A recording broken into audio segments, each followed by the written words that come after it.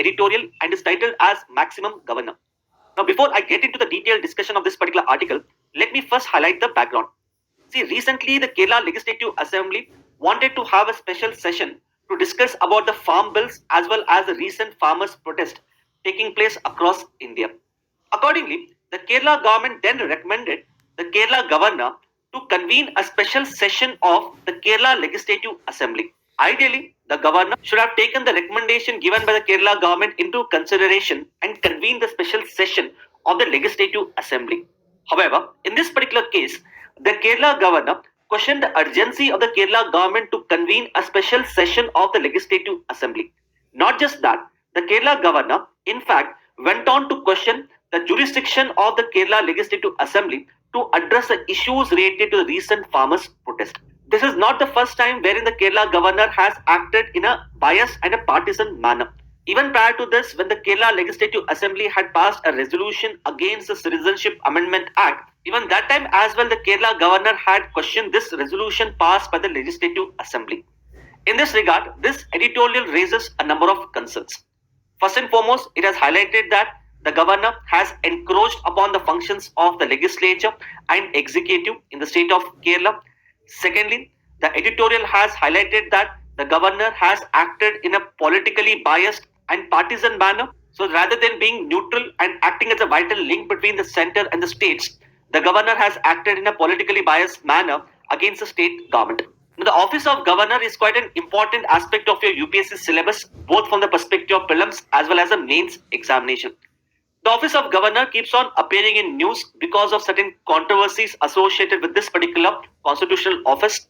Now, according to a number of committees such as the Sarkaria committee as well as Punchi committee, these committees have highlighted that the office of governor in case of India has become highly politicized. Further, as we can see in previous year prelims as well as mains, a number of questions have been asked with respect to the office of governor. So what we would do here is, we would analyze this particular issue in much greater detail, wherein we'll understand all the aspects related to the office of governor. Now, as to what are the issues in the office of governor and what reforms have to be introduced, all of these issues I have discussed in much greater detail in our DNS dated 11th of April 2019. So what I would do here is, I would attach that previous DNS video for your revision. The governor of a state occupies a very important constitutional post in India. The governor forms a vital link between the center and the state, wherein he represents the center at the state level and he represents the state at the central level. Now, because of the importance attached to the office of governor, the governor is required to act in a impartial, neutral as well as unbiased manner, and he has to promote the spirit of cooperative federalism. That means to say, he has to ensure that there is a proper coordination between the center and states. And this is extremely important in a country like India because India is facing multiple problems such as poverty, issues related to security and terrorism, climate change, etc. And we cannot solve these multiple problems unless there is effective coordination between the center and states. And such an effective coordination can be brought about through the office of governor. However, what has happened in the recent times is that the office of governor has turned controversial, wherein some of the governors have acted in a partial and political manner at the behest of the central government. Similarly, it has been observed that whenever there is a change in the ruling party at the central level, there has been mass removal of the governors appointed by the previous governments. It is because of this reason the Punchi Committee on Center-State Relations had highlighted that there is growing politicization of the office of governor, because of which the independence and autonomy of the office of governor has got compromised. And this controversy related to office of governor has mainly arisen with respect to the exercise of discretionary powers by the governors under Article 163.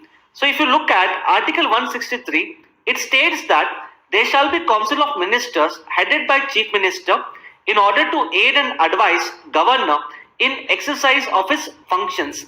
However, Article 163 goes on to states that the governor can exercise his discretionary powers in certain exceptional circumstances. Now, if you look at the wording of Article 163, it clearly states that the discretionary powers of the governor can be exercised only in those cases where the governor is required to exercise his discretionary power either under the Indian Constitution or if it is required by the Indian Constitution. That means to say that the governor can exercise his discretionary powers only under compelling circumstances, and more importantly, such compelling circumstances should have arisen because of the provisions of the Indian Constitution. So if one looks at the spirit of Indian Constitution with respect to exercise of discretionary powers by the governor, it can be stated that the exercise of discretionary powers of the governor should be activated by good faith, it should be dictated by a reason, and more importantly, the governor has to exercise necessary caution with respect to exercise of discretionary powers. However, it is observed that the governors have acted in a partial and political manner with respect to exercise of their discretionary powers. Hence, as part of this video analysis, we'll first understand as to what are the discretionary powers of the governor, and more importantly, why these discretionary powers have proved to be controversial. Secondly, we look into certain reforms with respect to the appointment and removal of the governor as suggested by Sarkaria Committee as well as the Punchi Committee. Now coming to the discretionary powers of the governor. Now the Indian Constitution does not explicitly provide the list of discretionary powers of the governor. However, looking at the nature of functions performed by the office of governor, one can infer the discretionary powers exercised by him.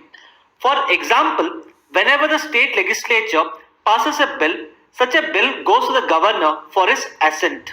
So when a bill passed by the concerned state legislature goes to the governor, under his discretionary powers, the governor can either give his assent or withhold his assent to the bill. Similarly, under Article 200 of the Indian Constitution, when a bill is passed by the state legislature, the governor can even refer the bill for the approval of the president. On the similar lines, Article 164 of the Indian Constitution states that the chief minister of a state shall be appointed by the governor. However, in case of a hung assembly, that is to say, if no party wins a majority, then the governor can exercise his discretionary powers with respect to the appointment of chief minister. Similarly, the governor can also exercise his discretionary powers with respect to the dismissal of the government which has lost confidence of the state legislative assembly. However, such a government refuses to quit. Under such circumstances, the governor can exercise his discretionary powers to dismiss the government. Further, you all must be aware that under Article 356 of the Indian Constitution, the President's rule can be imposed in the states on account of the breakdown of constitutional machinery. And this President's rule can be imposed based upon a report submitted by the governor of a state. So these are some of the discretionary powers exercised by the governors in India. Now the governor in India is required to exercise these discretionary powers in a neutral and an unpartisan manner. However, it has been observed that the governors have tended to use the discretionary powers for certain political gains. For example, with respect to appointment of chief minister, when there is a hung assembly, it has been observed that the governors have taken decision based upon political reasons. Similarly, the governors have also given a politically biased report for the imposition of the president's rule in the states. So because of the exercise of discretionary powers by the governors in an arbitrary manner, the office of governor has proved to be controversial. So in order to improve the working of the office of governor, there is a need to bring about reforms with respect to the appointment and removal of the governor. And these reforms have been suggested by both Sarkaria Committee as well as Punchi Committee. So before discussing the recommendations of Sarkaria and Punchi Committee, let us understand the present mechanism for the appointment and removal of the governor. Now with respect to appointment of the governor, it is dealt under Article 155 of the Indian Constitution, which states that the governor of a state shall be appointed by the president by warrant under his hand and seal. And the only qualifications laid down in the Constitution with respect to office of governors are that the governor should be citizen of India, and secondly, the governor should have completed the age of 35 years, which means to say there is no elaborate qualifications needed for the person to be appointed as the governor. Similarly, Article 156 of the Indian Constitution deals with the removal of the governor, wherein the Article 156 states that the governor shall hold office during the pleasure of the president. So even though the Indian Constitution provides a tenure of 5 years for the office of governor, the governor can be removed at the will of the president. Now this clearly shows that the office of governor in India do not enjoy the security of tenure. Because of this particular problem, the office of governor is undergoing politicization in India. So to address these problems related to appointment and removal of the governor, the recommendations given by the Sarkari and Punchi committee are: firstly, with respect to the appointment of the governor, both Sarkari and Punchi committee have given a list of criteria to be chosen by the president for the appointment of governor. The first criteria here is that a person to be appointed as governor should be an eminent person in some walk of life. Secondly, such a person should be from outside the state. Thirdly, a person should be a detached figure and he should not be intimately connected with the local politics of the states.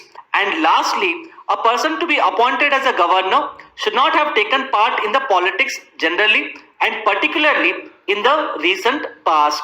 In this regard, both Sarkariya committee as well as Punji committee were of a belief that if this particular criteria is chosen for the appointment of a person as a governor, then automatically we would be able to ensure the independence and autonomy of the office of governor. Similarly, with respect to removal of the governor, as we have discussed, the governor can be removed at the will of the president, which shows that the governor do not enjoy the security of tenure. Thus, in order to provide security of tenure to the office of governor and to prevent undue politicization of his office, the Punchi committee has recommended that Article 156 of the Indian Constitution has to be amended. And through this particular amendment, the phrase "during the pleasure of the president" has to be deleted. Apart from that, as you all must be aware, Article 61 of the Indian Constitution provides for the impeachment of the president by the parliament. So the Punchi committee has recommended that a similar provision for the impeachment of the governor by the state legislature has to be provided under Article 156. So with respect to removal of the governor, the Punchi committee has suggested two major recommendations. The first recommendation is that the term "during the pleasure of the president" should have to be deleted from Article 156. Secondly, there is a need to provide for the impeachment of the office of governor on the lines of the impeachment of the president. Thirdly, it is commonly observed that when a person demits the office of governor, he or she in turn gets an appointment either under the state government or under the union government, or such a person may actually take up active politics. And it is because of these reasons some of the governors can act in a partial and non-neutral manner. So to address this particular problem, the Punchi committee has suggested that the governor should not be eligible for any other appointment either under the union government or under the state government upon the end of their tenure. However, they should be eligible for the second term as governor, or they should be eligible for fighting elections for the office of either the vice president or the president of India.